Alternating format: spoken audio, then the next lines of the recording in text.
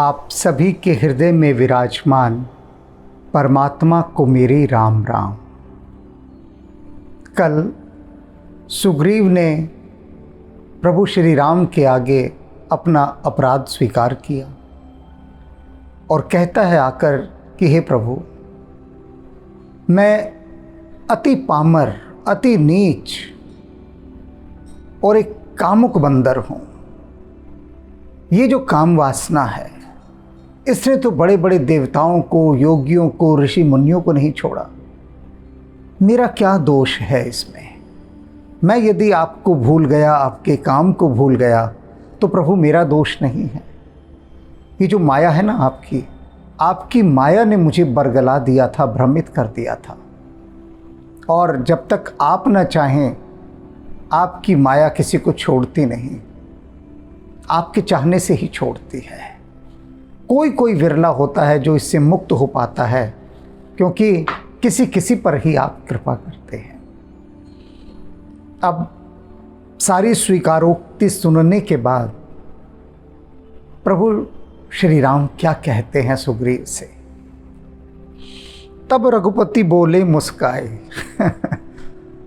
ऐसे नहीं बोले, मुस्कुराकर बोले। और प्रभु की मुस्कुराहट बहुत कुछ कहती है, बहुत कुछ। उनकी मुस्कुराहट यही भी कह रही है कि सुग्रीव, बातें बनाना तुम खूब जानते हो। अपने दोष को कितनी चतुराई से छिपाया। और उनकी मुस्कुराहट यह भी कह रही है कि तुम सही कह रहे हो सुग्रीव, मेरी माया न जाने कितने कितने सिद्धों को, मुनियों को, योगियों को वशीभूत कर देती है। तो तुमने जो कहा सही है कि तुम तो एक पामर और कामुक बंदर हो, तो तुम्हें मेरी माया डोला गई, कोई बड़ी बात नहीं। इस प्रकार से प्रभु मुस्कुराए और मुस्कुराकर क्या कहते हैं? तुम प्रिय मोहि भरत जिमि भाई। अब देखिए, सुग्रीव का मलाल, आत्मग्लानि, अपराध बोध, इन सभी को प्रभु एक वाक्य में मिटा देते हैं।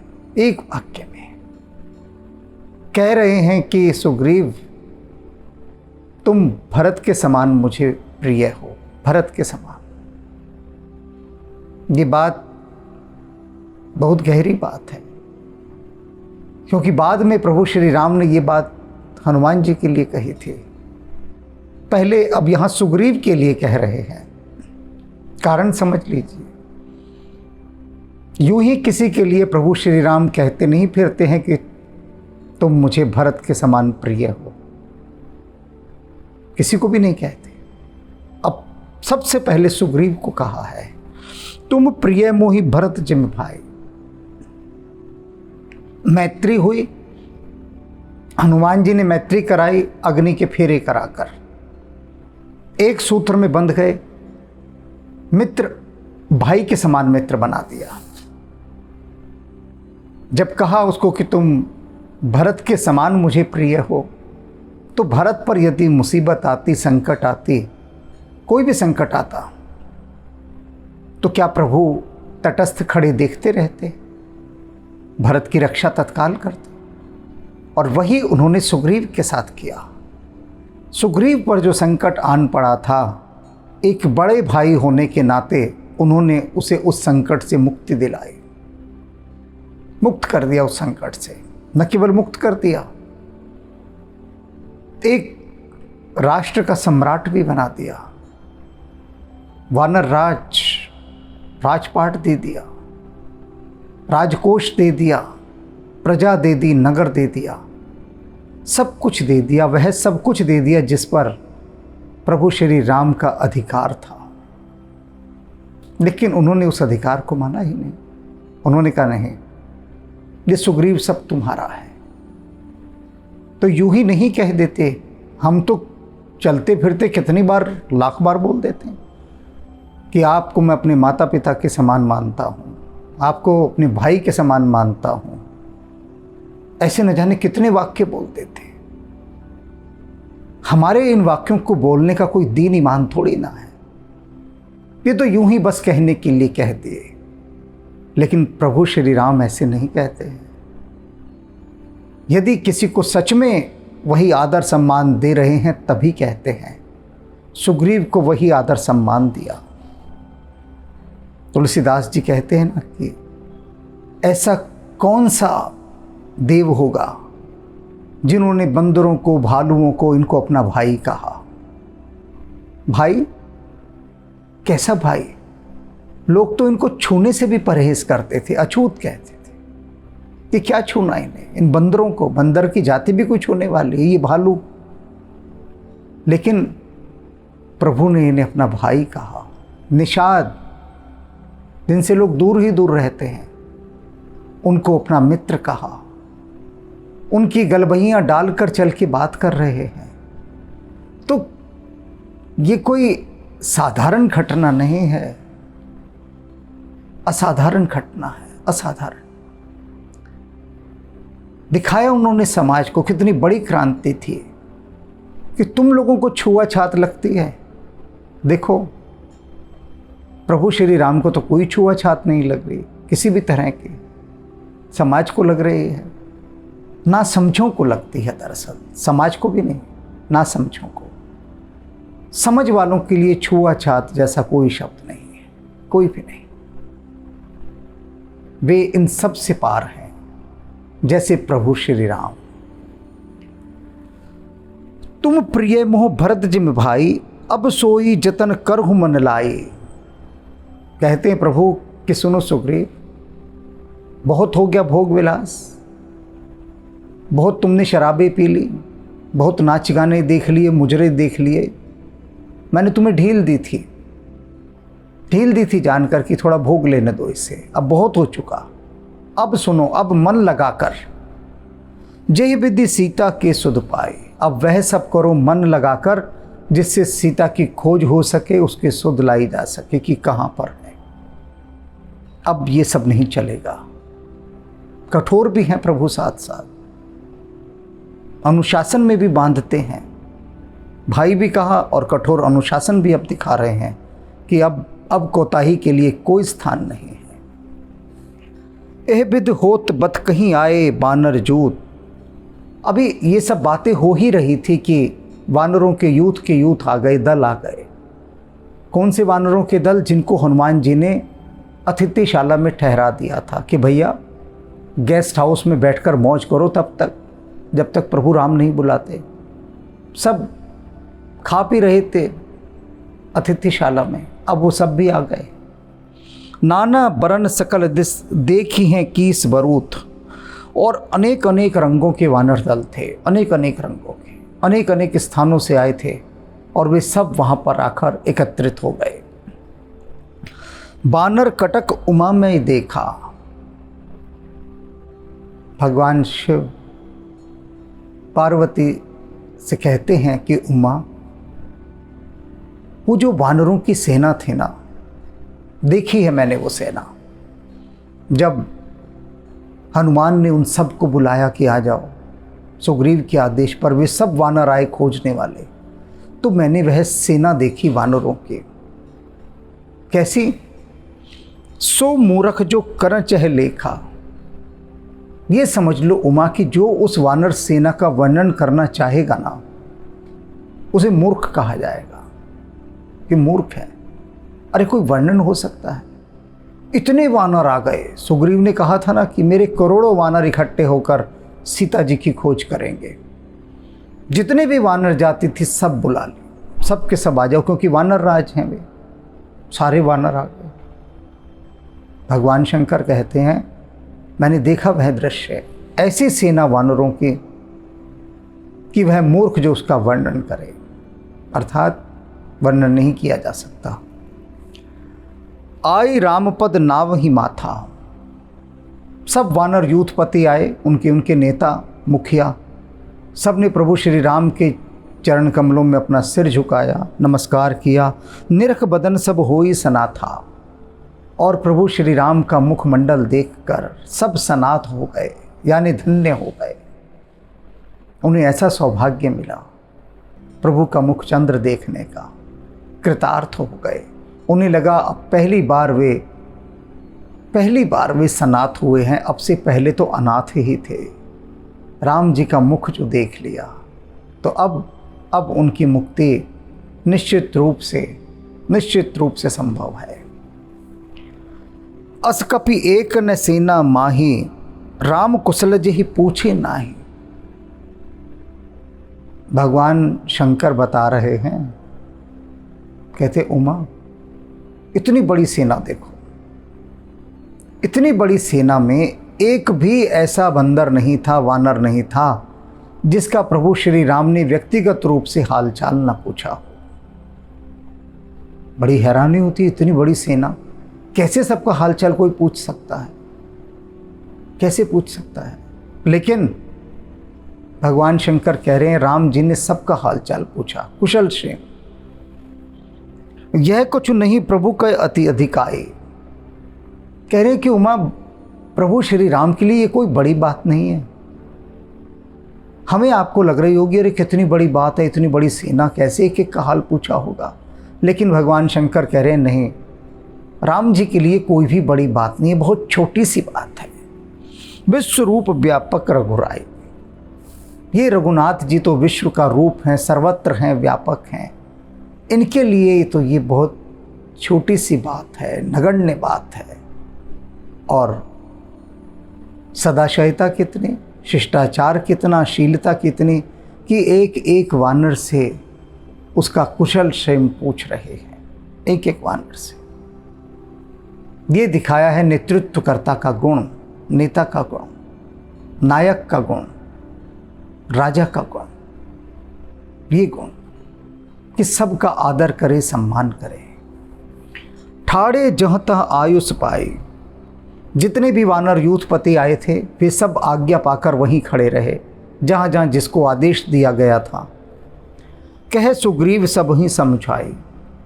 सुग्रीव ने सभी को समझाना आरंभ किया, सबको समझाया कि क्यों आप सब लोगों को यहाँ बुलाया है, क्या करना है। राम काज अरु मोर निहोरा।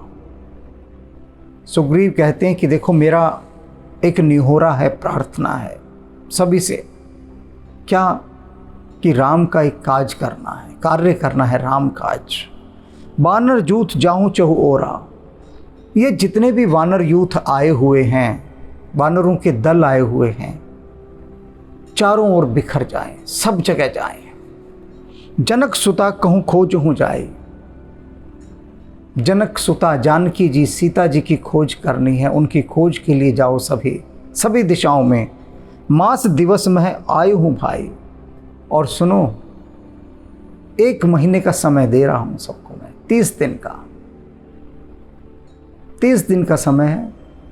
सबके दल बना दिए, सबको काम सौंप दिया किस दल को कहाँ कहाँ जाना है, और सभी को कहा 30 दिन में मुझे ये खबर चाहिए कि सीता जी कहाँ है।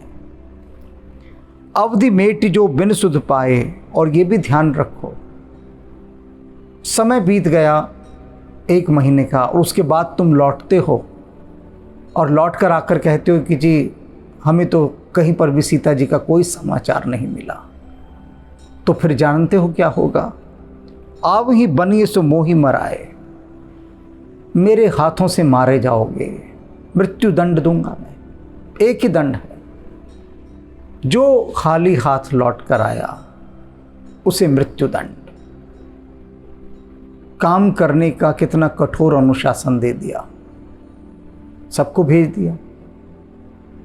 अब जब ये कहा कि खाली हाथ लौटोगे तो मृत्यु दंड, तो हर एक कोई अपने प्राण बचाने के लिए प्राणपण से खोज करेगा, कोई कोताही नहीं बरतेगा, कोई आलस्य नहीं होगा, आंखें खुली रखकर सब खोज करेंगे।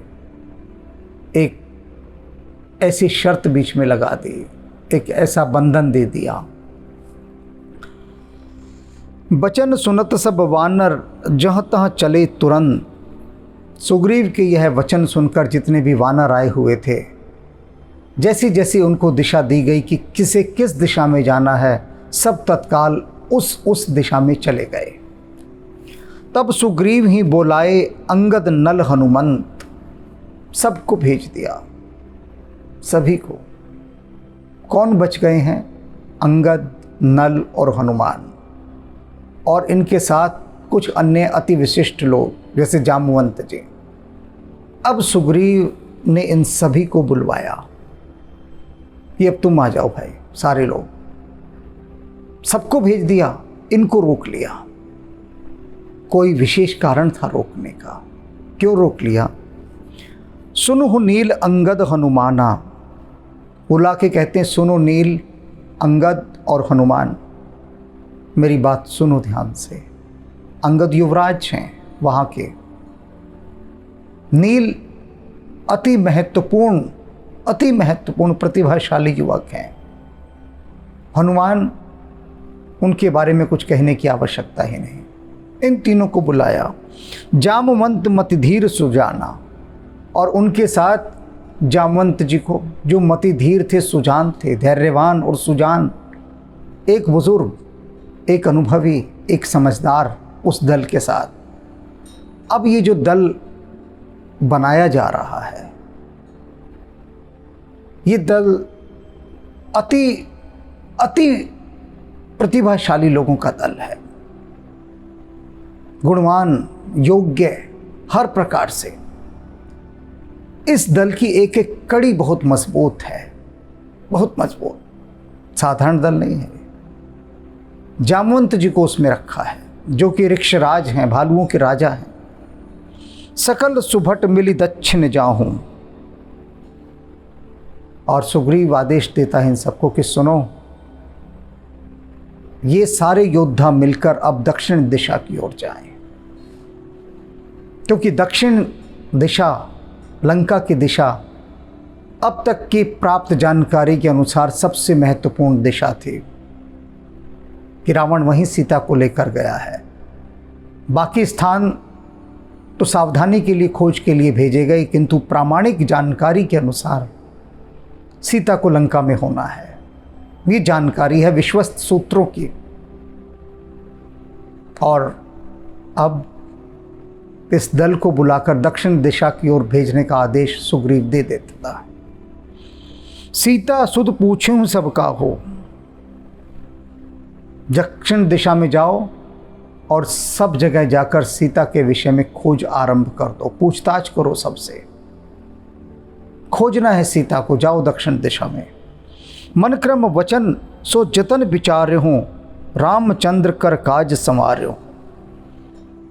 और सुनो, मनसा वाचारा कर्मणा, सबको एक होकर प्रभु श्री राम के इस काज को संवारना है, करना है ये काम। हाली हाथ नहीं आएगा कोई कि आ जाओ कि हमें तो सीता नहीं मिली, ये बात चलेगी नहीं, मृत्युदंड दे दूंगा मैं, बता रहा हूँ। इसलिए मनसा वाचा कर्मणा, एक मना होकर सीता की खोज करनी है। भानुपीठ से ये और आगे, सुग्रीव कहता है इस दल को कि सुनो, सूर्य का जो ताप है वो पीठ से सेका जाता है। सूरज की ओर पीठ करके बैठनी चाहिए हमेशा। जब भी सौर स्नान करना हो, धूप सेकनी हो, तो यदि धूप मुंह की तरफ करके सेकते हो तो बहुत हानिकारक होती है। कभी भी सूरज की तरफ मुंह करके उसका ताप नहीं लेना चाहिए। कैसे? पीठ करके। और अग्नि को सामने से, अग्नि की तरफ पीठ नहीं करनी चाहिए और सूरज की तरफ मुख नहीं करना चाहिए। सुग्रीव वानर का ये जो दक्षिण दिशा की ओर दल जा रहा है उनको समझा रहा है, जिसमें जामवंत हैं, हनुमान हैं, नील है, नल है, सुशेषण हैं, और भी अन्य महत्वपूर्ण लोग हैं, और अंगद इस दल का नेता। उनको समझा रहा है सुग्रीव उदाहरण देकर कि सूरज की तरफ मुंह करके कभी सूरज का ताप मत सेको, और अग्नि की तरफ कभी पीठ मत करो। स्वामी ही सर्व भाव छल त्यागे, और जब स्वामी की सेवा करने पर आओ, अब मैं तुमको राम जी के काम के लिए भेज रहा हूँ, जब स्वामी की सेवा करने की बारी आए तो सुनो, सारे छल त्याग दो, अपने सब छल कपट त्याग दो। और तब स्वामी की सेवा करो। अब यहाँ एक प्रश्न है, हनुमान जी हैं दल में, अंगद है, नल, नील, सुषेण, जामवंत, दुर्मुख, उल्कामुख, बहुत सारे लोग हैं। इस सुग्रीव यह क्यों कह रहे हैं यहाँ पर कि छल कपट त्याग दो? क्यों भाई? क्योंकि कम से कम 10-12 लोगों का दल था जो दक्षिण दिशा में गया। जब एक दल होता है, टीम होती है, जब आगे चलती है तो टीम में बहुत सारी चीज़ें काम करती हैं। ईर्ष्या होता है, द्वेष होता है, अहंकार होता है, बहुत सारी चीज़। टीम वर्क कोई आसान नहीं है। बहुत जेलेसी, बहुत जलन होती है टीम में। ईर्ष्या, घृणा, अहंकार, ये सब चीज़ें, ये छल कपट, कि ये सब चीज़ें भुला देनी है। व्यक्तिगत राग, द्वेष, ईर्ष्या, घृणा, अहंकार सब छोड़ देना है। सबको एक ही बात ध्यान रखनी है कि हम सब स्वामी का काम कर रहे हैं। और यही बात संस्था में काम करने वालों के लिए होती है कि जब हम संस्था में काम कर रहे हैं तो हम संस्था के लिए काम कर रहे हैं, किसी व्यक्ति के लिए नहीं कर रहे वहाँ।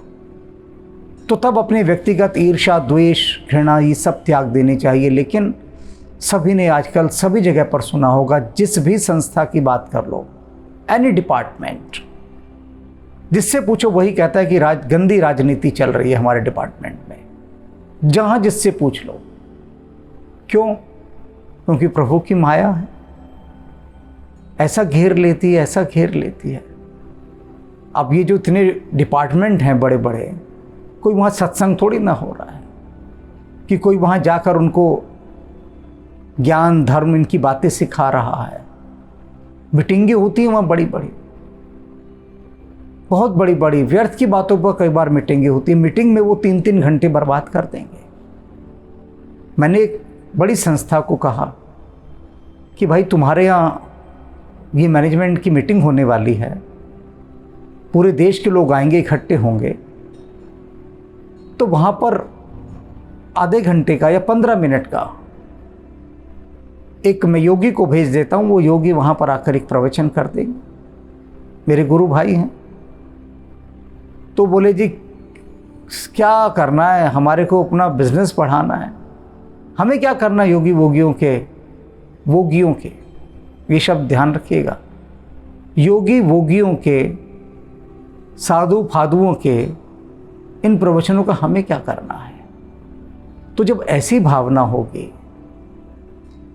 तो टीम वर्क जो होगा उसमें दुर्गंध होगी, घृणा होगी, ईर्ष्या होगी, द्वेष होगी, क्योंकि उसको स्वच्छ करने के लिए, उसका ब्रेन वॉश करने के लिए किसी पुण्यात्मा को तो बुलाया नहीं गया। इसी कारण से पूरा देश दुर्गंधमय हो जाता है, क्योंकि जो सुगंध है उसे तो दूर रख रहे हैं। तो इसलिए सुग्रीव यहाँ पर समझाता है कि सुनो, ये सारे छल कपट छोड़कर बस राम जी का काम करना है। तज माया से ये परलोका, मिट ही सकल भव संभव शोका। तज माया, माया को त्याग देना, जैसे मैंने त्याग दिया है। सुग्रीव कह रहा है मैं भी माया में फंस गया था, मैंने त्याग दिया ना, तुम भी त्याग दो पहले ही। से ये परलोका, और अपना परलोक सुधारो ना, परलोक की कमाई करो। मिटई सकल भव संभव शोका, और ये सेवा का कार्य ऐसा है, इससे तुम्हारे हर प्रकार के शोक मिट जाएंगे, हर प्रकार के।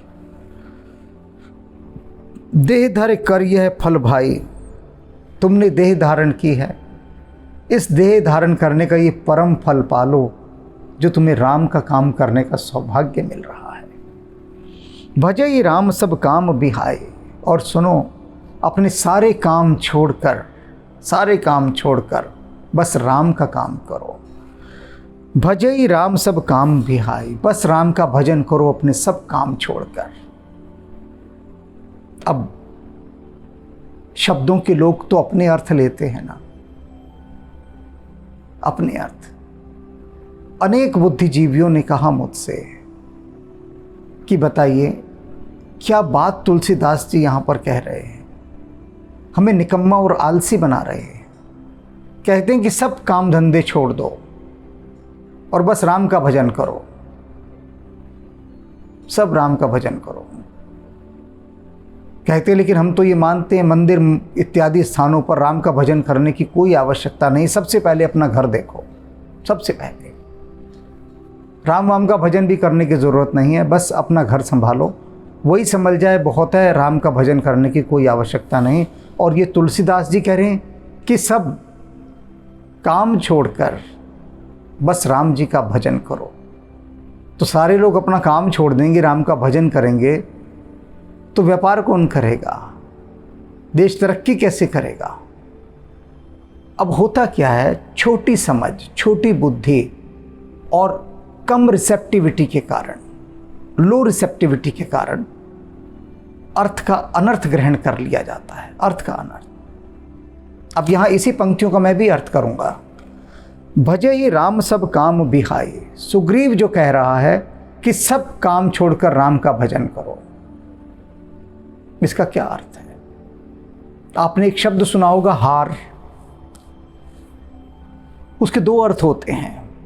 एक हार होता है पराजित हो जाना, हार जाना, कि खेल में वह टीम हार गई। वाक्य बनवाते हैं ना हम बच्चों से, खेल में वह टीम हार गई। दूसरा होता है हार यानी माला, कि देवता के गले में उसने पुष्पों का हार पहना दिया। हार एक ही शब्द है, हार दो अर्थ हैं, भिन्न भिन्न अर्थ हैं, लेकिन भिन्न भिन्न अर्थ, एक ही अर्थ नहीं है, अलग अलग। जैसे उत्तर, उत्तर का मतलब जवाब भी होता है, आंसर, और उत्तर का मतलब दिशा भी है। स्पेलिंग एक ही है, यहां पर भी एक ही स्पेलिंग है। भजे ही राम सब काम बिहाई। काम बिहाई, काम को बिसराकर, त्याग कर, छोड़कर। अब लोगों ने इस काम का क्या अर्थ ले लिया कि तुलसीदास जी कह रहे हैं अपने सब काम छोड़कर राम का भजन करो। उन्होंने काम का अर्थ वर्क ले लिया, कार्य। काम के दो अर्थ होते हैं, कार्य, वर्क जिसे हम कहते हैं काम करना, और काम का अर्थ होता है वासना। वासना को नहीं लिया, किसी आदमी ने नहीं उठाया वासना को। क्यों? क्योंकि वासना तो छोड़नी नहीं है ना, उसकी तो बात ही नहीं उठानी वासना की, तो क्योंकि उठाएंगे तो छोड़नी पड़ेगी। यहां तुलसीदास जी क्या कह रहे हैं, भजे ही राम सब काम बिहाई, कि अपनी सारी वासनाओं को छोड़कर राम का भजन करो। वासनाओं के रहते राम का भजन करोगे, निष्फल। यहां पर जिस काम को छोड़ने की बात कह रहे हैं वो वासना को छोड़ने की बात कह रहे हैं। काम का अर्थ ही होता है, वो नहीं है कार्य छोड़ने की बात नहीं कह रहे। कार्य पे तो भेज रहे हैं, वरना तो सुग्रीव ये कहते कि भैया सारे वानर के दल आ गए, बैठो ढोल मजीरा चिमटा ले आओ और गाओ यहाँ पर सीता जी कहाँ हैं, सीता जी आ जाएं, सीता जी कहाँ हैं आ जाएं। बस बैठ के पेड़ के नीचे गाओ, कुछ बंदर पेड़ पर लटक जाओ, कुछ नाचो कूदो, बस काम धंधे छोड़ दो। वो ये नहीं कह रहे, कठोर आदेश दिया है कि 1 महीने में मुझे इसके रिजल्ट चाहिए, परिणाम चाहिए, और नाम मिलाओगे तो मृत्युदंड है। और लोग कहते हैं काम छोड़ने की बात कर रहे हैं, अरे वासना छोड़ने की बात कह रहे हैं, कार्य नहीं। इसीलिए अर्थ के अनर्थ होते गए, लोग गलत अर्थ लेते गए, और बहुत सारों ने ये अर्थ ग्रहण किया कि हम तो कोई काम नहीं करेंगे। तुलसीदास जी ने कहा है कि सब काम छोड़ के राम का भजन करो, तो हम तो घर का काम नहीं करेंगे, हम तो राम का भजन करेंगे। तुलसीदास जी ने कहा, वासना की ओर तो ध्यान ही नहीं गया कि वो वासना की बात कर रहे हैं। तो इसलिए अगर जीवन में आपने एक गलत टर्न ले लिया, एक गलत टर्न, अर्थ का गलत टर्न, अर्थ का गलत मोड़ काट लिया, तो बस बात बहुत खराब हो जाएगी। इसीलिए तो गुरु की आवश्यकता होती है कि गुरु शब्दों की आत्मा के अर्थ बताता है। भगवान बुद्ध कहते थे, जो संबुद्ध सद्गुरु होता है ना, वह तुम्हें शब्दों के अर्थ नहीं बताता, शब्दों की आत्मा के अर्थ बताता है। और कोई कोई कहते ना, अभी कहा है सुग्रीव ने भी कि राम जी कोई कोई विरला वह पा पाता है। सुनई गुणमय सोई बड़भागी, जो रघुवीर चरण अनुरागी। वानर के उस दल को कह रहे हैं, सुनो वो बड़ा बड़भागी है, बड़े भाग्य वाला है, जो रघुवीर चरण अनुरागी, जिसका राम जी के चरणों में अनुराग है ना, बड़ा भाग वाला है। और तुमको ये भाग्य का अवसर मिल रहा है। आयुष मांग चरण सिर नाई, चले हर्ष सुमिरत रघुराई। दक्षिण दिशा की ओर जाने वाले इस दल ने सिर झुकाकर नमस्कार किया और चलने की आज्ञा मांगी और हर्षित होकर चल पड़ा। पाछे पवन तनय सिर नावा, जान काज प्रभु निकट बुलावा। और उसके बाद क्या हुआ? पाछे पवन तनय सिर नावा, सबसे आखिर में हनुमान जी ने सिर नवाया जाके। सब चल दिए, आगे आगे चल रहे हैं सब, हनुमान जी वहाँ रुके हुए हैं। अभी उन्होंने चरणों में सिर नवाया जाके प्रभु के। जान काज प्रभु निकट बुलावा, प्रभु ने अपना एक विशेष कार्य सौंपने के लिए हनुमान जी को अपने निकट बुलाया। हनुमान जी पास जाते हैं। परसा शीस सरो रूह पाने, अपने कर कमलों से प्रभु श्री राम ने हनुमान जी को पुचकारा, उनके सिर पर हाथ फेरा। कर मुद्रिका दीन जन जाने, और अपना भक्त जानकर अपनी उंगली से अंगूठी निकालकर हनुमान जी को दी और कहा, बहु प्रकार सीतहि समुझाई, कहीं बल बिरह बेग तुम आए हो। कहते सुनो हनुमान, ये मुद्रिका मेरी संभालो। बहु प्रकार सीता ही समुझाए हूं, और बहुत प्रकार से तुम जाकर सीता को समझाना। अब यहां बात पहले हमारे समझने की है। हनुमान जी तो सीता को बाद में समझाएंगे, पहले हम समझ लें। इतने वानर आए, इतने दल गए, प्रभु श्री राम ने किसी को भी मुद्रिका नहीं दी, पहचान का कोई चिन्ह नहीं दिया। इतने लोग गए, किसी वानर यूथपति को, किसी नायक को ये नहीं कहा कि भैया सुनो, भूल चूक से अगर तुम्हें सीता जी मिल जाएं तो प्रमाण क्या दोगे कि राम जी ने भेजा है? किसी को भी नहीं, किसी को भी नहीं, केवल हनुमान जी।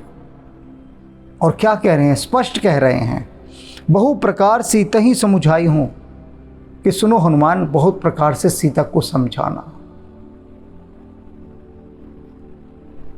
निश्चित सुनिश्चित श्योर हैं, एकदम पक्के हैं कि सीता को हनुमान ही खोजेंगे। राम को पता है और इसीलिए हनुमान से कह रहे हैं, कहीं बल बिरह बेग तुम आए हो। और जब सीता मिल जाए तो सीता को बताना कि राम का बल है क्या, कितना बल है राम में, तुम बताना। वैसे सीता जानती है, लेकिन फिर भी तुम बताना हनुमान, तुम्हारे बताने में कुछ और बात है। और साथ साथ सीता से मैं कितना प्रेम करता हूं, यह भी बता देना। दोनों चीजें। और बताने के बाद बस फिर वापस आ जाना तत्काल, फिर रुकना नहीं है वहां पर। बताओ, फौरन लौट कर आ जाओ। हनुमत जन्म सुफल करि माना, हनुमान जी ने तो अपना जन्म सफल मान लिया, नहीं सफल मान लिया, क्योंकि प्रभु श्री राम ने इतना महत्वपूर्ण काम उनको सौंपा है। उन्हें इतना गहरा विश्वास है कि सीता जी की खोज हनुमान ही करेगा, मेरा भक्त हनुमान ही करेगा। और इसीलिए हनुमान को मुद्रिका दी। इस दल के नायक तो अंगद थे, अंगद को दी जानी चाहिए थी, लेकिन नहीं, हनुमान को दी। चले हूँ हृदय धर कृपा निधाना, और प्रभु को हृदय में धारण करके हनुमान जी चल दिए। यद्यपि प्रभु जानत सब बाता, राजनीति राखत सुरत्राता। कहते हैं देवताओं की रक्षा करने वाले प्रभु श्री राम सब कुछ जानते हैं, सब कुछ। यद्यपि प्रभु जानत सब बाता, सब बातें उनको पता है। उन्हें पता है कि जितने दल गए हैं इधर उधर, सब यूं ही भटक भटका कर रोते पीटते लौट आएंगे, हाथ जोड़ते हुए कि क्षमा करें हम नहीं खोज पाए। पता है उनको, पता है राम जी को कि सीता वहाँ है ही नहीं जहाँ इन लोगों को भेजा है ही नहीं। जहाँ है वहाँ की खबर हमने हनुमान जी को दे दी है। तब फिर आवश्यकता है कि भेजा ही क्यों इतने सारे लोगों को? आवश्यकता क्या थी? कि ये राजनीति है, राजनीति राखत सुखदात। व्यवस्थित रूप से खोज करना, कोई चूक ना रह जाए, चाहे बिल्कुल प्रामाणिक जानकारी हो कि ये घटना यहीं पर घटने वाली है, इधर ही घटेगी, लेकिन फिर भी सुरक्षा के पुख्ता इंतज़ाम, पूरे प्रबंध, चाक चौबंद, हर प्रकार से ये राजनीति कहती है कि 99% संभावना सीता की है लंका में मिलने की। ये बात राम जानते हैं। 1% संभावना है कहीं और मिलने की। तो उस 1% संभावनाओं को भी नकारा नहीं जा सकता, नज़रअंदाज नहीं किया जा सकता। ये राजनीति है, इसे सुरक्षा कहते हैं, सावधानी कहते हैं, इसे राजनीति कहते हैं। इन सब के होते हुए भी उस 1% के लिए भी इतने सारे वानरों को सब जगह भेजा गया। चले सकल बन खोजत, सरिता सर गिरी खो, राम काज लय लीन मन, बिसरा तन कर छो। सभी वानर चल दिए सीता की खोज के लिए। चले सकल बन खोजत, सारे जंगल जंगल खोज रहे हैं। सरिता सर गिरी खो, सरिताओं नदियों पर के किनारे, गुफाओं में, पर्वतों पर, जंगलों में, सब जगह खोज रहे हैं। राम काज लय लीन मन, और जो मन कैसा है? राम का काम करने में लय लीन हो गया है। लय लीन, गीतकार को सुना है किसी को गाते गाते गीत की लय में कैसा लीन हो जाता है, इसे लय लीन कहते हैं। प्रभु का काम करने में लय लीन हो गए। बिसरा तन कर छो, और तन का छो, अपने शरीर का प्रेम भी भूल गए। वो अपने शरीर का प्रेम भूलने का क्या मतलब? अपने ही शरीर की सुध बुध देखभाल सब भूल गए। ना भूख की चिंता, ना प्यास की चिंता, ना कुछ और, सर्दी गर्मी बरसात कुछ नहीं, बस मारे मारे भटक रहे हैं, खोज रहे हैं सीता जी को। कतहु होई निशिचर से भेंटा। अब ये दक्षिण दिशा की ओर जो दल जा रहा है, इसकी भेंट कभी राक्षसों से हो जाती है, रास्ते में राक्षस मिल जाते हैं। क्षेत्र तो पूरा राक्षसों का ही है। प्राण ले ही एक एक चपेटा, एक थप्पड़ में ही राक्षसों के प्राण हनुमान जी ले लेते हैं, और किसी की जरूरत नहीं। एक एक चपेटा, एक चपेट मारी, एक थप्पड़ मारा, उसी में मार दिया राक्षस को। बहु प्रकार गिरी कानन ही रही, और हर प्रकार से जंगलों को, पर्वतों को देख रहे हैं, गहरी दृष्टि से देख रहे हैं एक एक। को मुनि मिल ही ताही सब घेर ही, और वनों में अगर उन्हें कोई मुनि मिल जाता है तो उसे घेर लेते हैं सभी, और घेर के पूछते हैं सीता जी के विषय में पूरी जानकारी हर प्रकार से। क्योंकि जो मुनि हैं वे सहायक हैं, सहायता करेंगे, सत्य के पथ पर हैं। राक्षस तो शत्रु हैं, बाधा पहुंचाएंगे, क्योंकि राक्षस ही तो सीता को उठाकर लेकर गया है। मुनि मिलते हैं, सब घेर कर पूछते हैं उनसे। लागी तृषा अतिशय कुलाने। अब हनुमान जी के साथ ये सब जा रहे हैं, अंगद नेता हैं, इस दल के मुखिया हैं। ऐसे जंगल में वो पहुंचते हैं जहां पर न खाने को न पीने को, गर्मी ही गर्मी, बेहद उमस ही उमस, प्यास के मारे बुरा हाल सभी के पास। न कुछ खाने को न कुछ पीने को। खाने को ना हो तो चलेगा, पीने को ना हो नहीं चलेगा। सब व्याकुल हो गए बुरी तरह से। मिलई न जल घन गहन लुभाने। जल नहीं मिल रहा था, घना जंगल था और भुलाने, सब भूल गए थे रास्ता भी।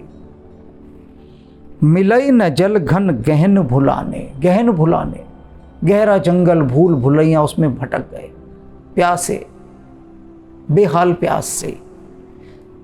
मन हनुमान कीन्ही अनुमाना, हनुमान जी ने मन ही मन अनुमान किया। क्या अनुमान लगाया? मरण चहत सब बिनु जल पाना, कि जितने लोग हैं ये तो सब अब मरना ही चाहते हैं, बिना जल के, पानी मिल नहीं रहा, प्यास के मारे बुरा हाल। अंगद का ये पूरा दल ऐसा हो गया था कि जमीन पर गिर गया, पड़ गया। इतनी भी हिम्मत नहीं बची कि उठ के आगे सरक लें। बिना जल के बेहोशी छाने लगे, निर्जीव से होकर निढाल मुरझाकर गिर गए पूरा दल। ऐसा प्यास ने इनको व्याकुल कर दिया। और हनुमान जी देख रहे हैं, उनको लग रहा है कि ये तो सब प्यासे मर जाएंगे, अब कोई खोजबोज नहीं होने वाली, दल के सारे सदस्य मर जाएंगे प्यासे, हम तो भटक गए हैं जंगल में, रास्ता कहीं दिखाई नहीं दे रहा। और उस पर ये जंगल ऐसा मनहूस, पानी की एक बूंद नहीं यहाँ पर। बहुतेरे जंगल ऐसे होते हैं, एक बूंद पानी की नहीं मिलेगी, एक बूंद। पेड़ होंगे ऐसे कंकाल, ऐसे कंकाल कि जिनको देखते ही आदमी डर जाए। और ये जो दृश्य है ना, जो हनुमान जी अभी बता रहे हैं, हम फिर बता रहे हैं, कर्तव्य है हमारा बताना, यहाँ बैठे ही बताने के लिए हैं। रामबाण में हनुमान जी ने इसका वर्णन कराया है, इस जंगल का। पढ़ लेंगे तो कांप उठेंगे, ऐसा जंगल था वो, कि जहां इस दल के, जिसमें हनुमान जी साथ हैं, सब सदस्य प्यासे मर रहे हों। क्यों था वह जंगल ऐसा भयानक कि जहां सब भूल भुलैया? बस हनुमान जी ही एक ऐसे सदस्य बचे थे वहां पर जिनमें थोड़ी बहुत जान बची थी। बेहाल तो ये भी हो गए थे, लेकिन बाकी सबकी तरह भूमि पर गिरकर ये लेट नहीं गए थे कि हमारे बस का अब कुछ नहीं। पूरा दल बिना प्यास के पड़ गया जमीन पर, रेतीली बंजर जमीन। चढ़ गिरी शिखर चहुं दिस देखा। हनुमान जी लेकिन हार मानने वालों में से नहीं है। वो कहते ऐसे बात नहीं बनेगी, मैं अपने दल के सदस्यों को ऐसे मरते हुए नहीं छोड़ सकता, और वो भी भूख प्यास से मर जाएं। नहीं, वो एक ऊंचे शिखर पर चढ़ गए पर्वत के देखने के लिए। भूमि विभर एक कौतुक देखा। उन्होंने सामने एक भूमि पर एक कौतुक देखा, बड़ी आश्चर्यजनक घटना देखी हनुमान जी ने। हैरान हो गए देखकर कि उस बियाबान भयानक जंगल के अंदर ये ऐसी कैसी घटना घट रही है। क्या देखा?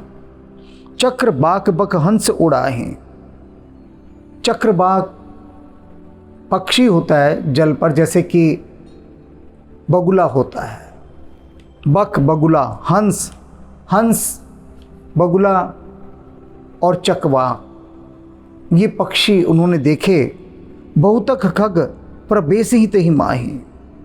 वहाँ पर एक गुफा देखी उन्होंने। उस गुफा का एक बहुत बड़ा छेद, मुहाना उसका मुंह, उसके अंदर से बहुत सारे ये जल के पक्षी निकल निकल कर आ रहे हैं गुफा के अंदर से।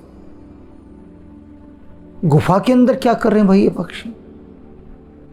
ये तो पक्षी तालाबों में रहने वाले हैं, लेकिन उस गुफा के छेद के अंदर से ये उड़ उड़ कर बाहर आ रहे हैं और बाहर वाले अंदर जा रहे हैं। आना जाना लगा हुआ है वहाँ पर। तो एक बड़ी गहरी सुरंग है, उसमें घुस रहे हैं। गिरीते उतरे हनुमान सुत आवा।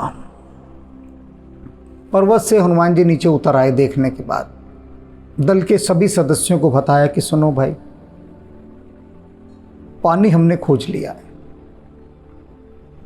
हमने देखा है सामने एक पर्वत के ऊपर एक गुफा है और उस गुफा के अंदर बहुत सारे जलीय पक्षी जो जल में रहते हैं वो उस गुफा के अंदर जा रहे हैं और बाहर आ रहे हैं। इसका मतलब उस गुफा के अंदर कोई सरोवर है, निश्चित रूप से सरोवर है, वरना ये जल के पक्षी उसमें कभी ना जाते। सब कहूँ ले सो बिबर दिखावा, सबको हनुमान जी ने कहा हिम्मत करो आओ। अब जब सुना पानी है तो सबने अपनी सारी शक्ति बटोरी, हनुमान जी के साथ उठ गए और हनुमान जी ने ले जाकर उनको उस गुफा के सामने खड़ा कर दिया कि देखो ये रही गुफा। और उस गुफा का मुंह काफ़ी छोटा था, इतना कि एक बार में एक आदमी ही घुस सके, इससे थोड़ा सा बड़ा रहा होगा, बता रहा हूं। तो उसमें से पक्षी आ जा रहे थे, सबको ले जाकर खड़ा कर दिया। आगे कह हनुमंत ही लीना, पैठे बिबर विलंब न कीना।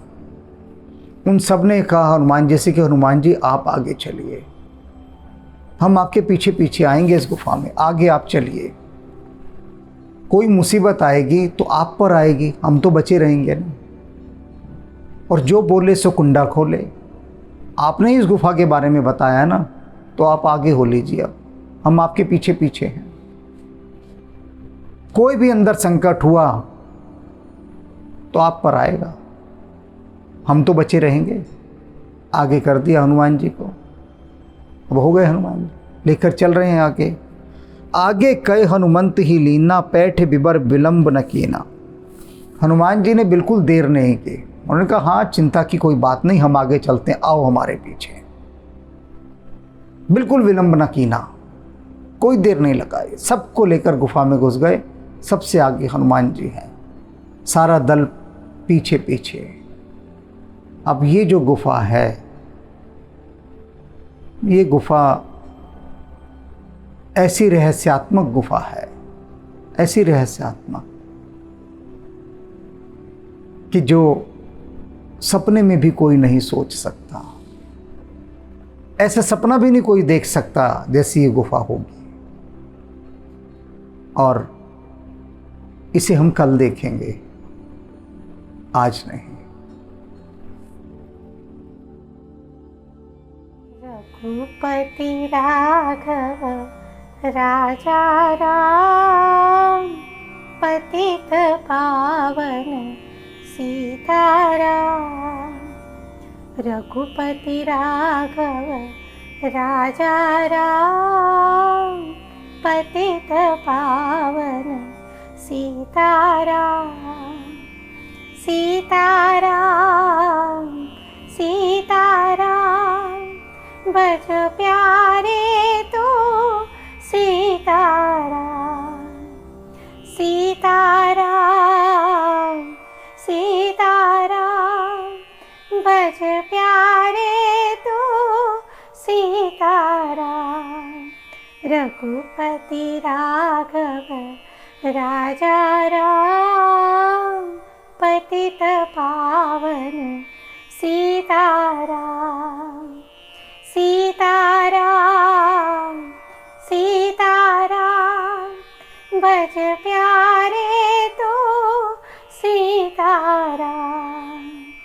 सीताराम सीताराम, बज प्यारे तो सीताराम। रघुपति राघव राजा राम, पतित पावन सीताराम। पतित पावन सीताराम, पतित पावन सीताराम।